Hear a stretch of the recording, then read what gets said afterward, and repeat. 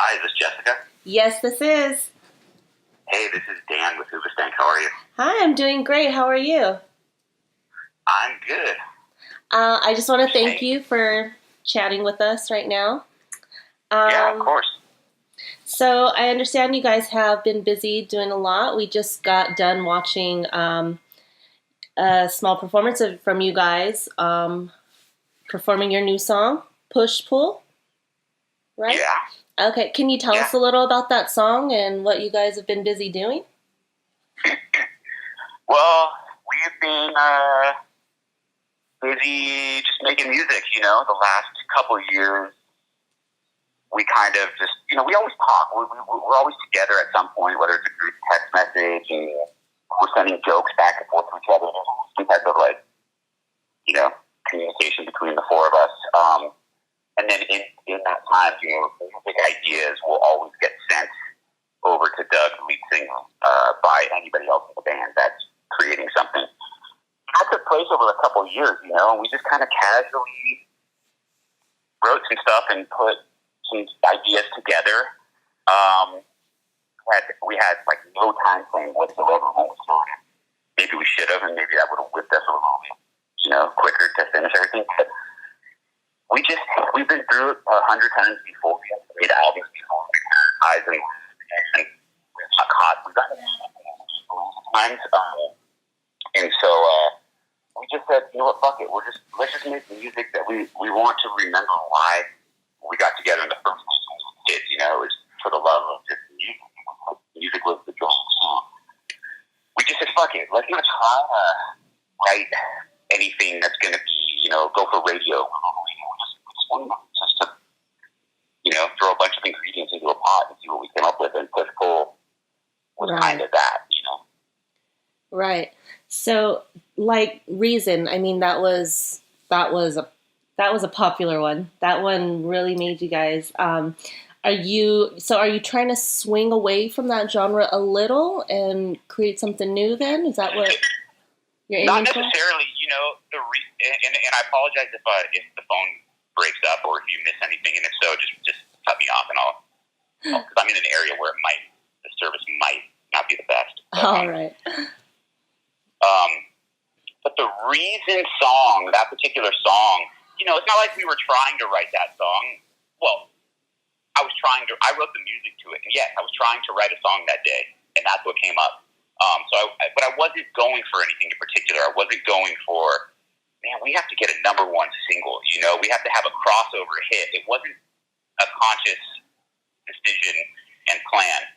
It just kind of happened, which I think is how I hope that it would happen with all my favorite big songs. I hope it wasn't like planned. Let's try to write a big hit.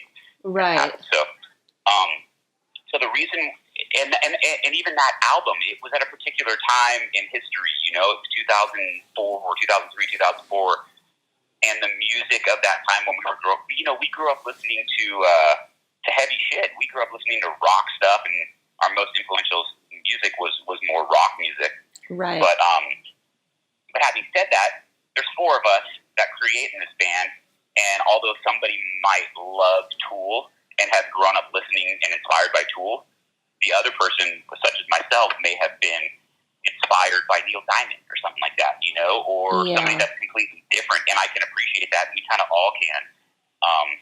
So we're not trying to get away from the music that we necessarily made, in the early mid 2000s, but we've always been open to other sounds and poppy stuff and heavy stuff and funky stuff and whatever it may be. We love reggae. We love everything. So because that's what we listen to all the time, we just try to incorporate it into areas of our music. And if people dig it, then cool. I completely understand why people might not like it because they have their impression of us already. And when something is different and you don't like it, or you'll move on. And I get it. But we have to move on too. And so that's what we've done as a band. And just said, fuck it, we're just going to do what we do. And if people like it, great. If people don't, oh well. We hope they do, but we get it if they don't. Right. Just experiment with sounds and pretty much what you like, and fans will follow you.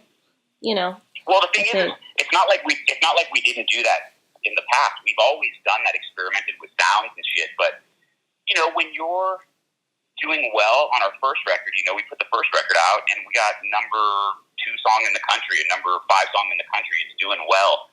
So you naturally would continue with that model and that style. I mean, that was what was in at the time, and what we were thriving on was that heavy, you know, guitar stuff. And this particular record, as a guitar player, you know, I wrote half the songs musically, but I had to come at it from a different place as a guitar player without the walls of guitars and heavy guitars.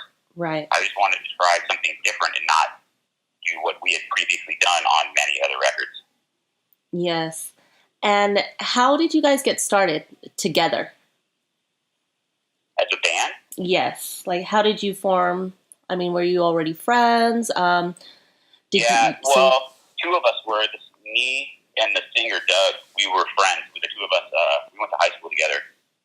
And we had been friends and played in different bands. And our bands kind of played together. And it was pretty apparent during that time that, you know, he was the most serious and probably talented person in his band. And I'm not going to say I was the most talented in my band, but I was definitely the most serious and forward thinking about what I wanted and how I was going to get there and stuff. So the 2 of us, you know, kind of started just hanging out together because we had very similar interests musically, and then we were turned on by creating music together for the first time and hearing it back. So Doug and I started, and when we just realized, like, look, we want to do this. This is what we want to do. We want to start a band, whether it's a successful band and we get a record deal, or we just do it because we love doing it. And so then we started looking for other musicians, and then that's where we found the other guys. But that was seriously like 20 years ago, you know? Right. But I mean, we'll still see new things from you, right? Yeah, I don't know. I mean, we'll see. I can't say no. I can't say yes. I mean, like I said, I'm always coming up with something. You know, I'm talking to you right now on my phone, and on my phone I have voice memos, and it's filled with ideas that I recorded yesterday. It's like I was going through.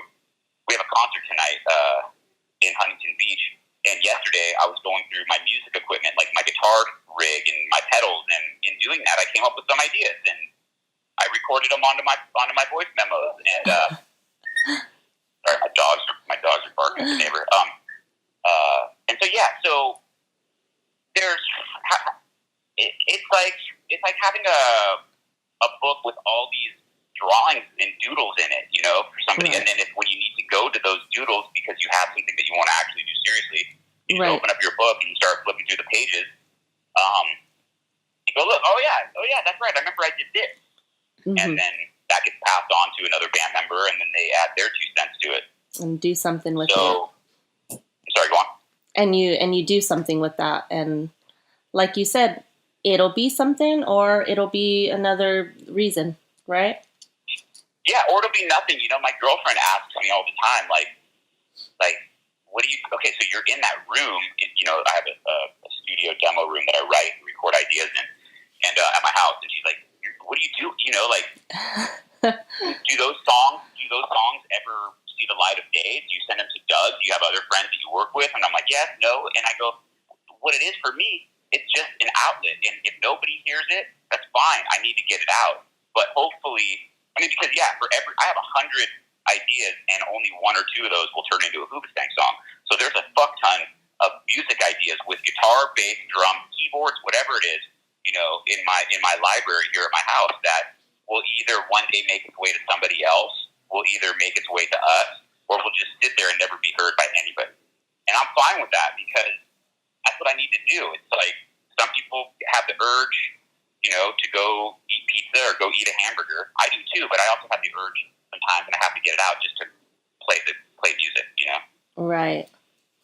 And how early did this start for you? Like, when did you know music was going to be your thing?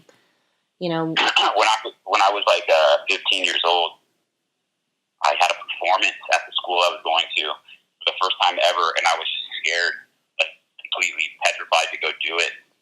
And I don't know how I actually, you know, got the courage to do it, but I did. performed with other people like that were at my school, but I performed in front of about 500 other students and parents. And I was scared shitless, 14, 15 years old, whatever I was. And the curtain's open, and there's people. You can hear the crowd screaming. This is my first experience doing it. I'm young.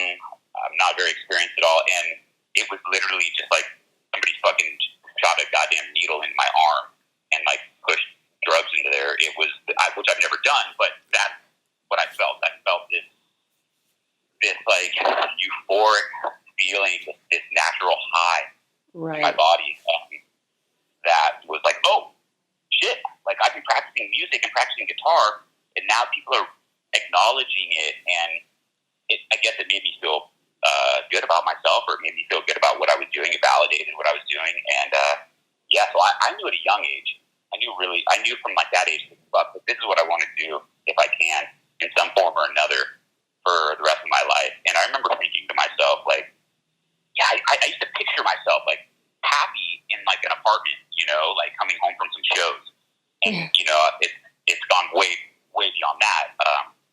And every single day, the voice inside my head talks to myself and reminds myself how lucky I am, and try to appreciate it and recognize it every day. Right. And, okay, so audience music, everyone should be tuning in and watching you guys, right? Tomorrow, May 25th. Yeah. Tomorrow, May 25th, on the Audience Network, we have I think it's about an hour-long performance and interview with our good friend Stryker from K-Rock. He's the host of the show. And we play I don't even know how many songs. I want to say 7 or 8 songs. And they cut back and forth to questions, interview stuff. So if anybody has that channel, the Audience Network, I don't have it, unfortunately. But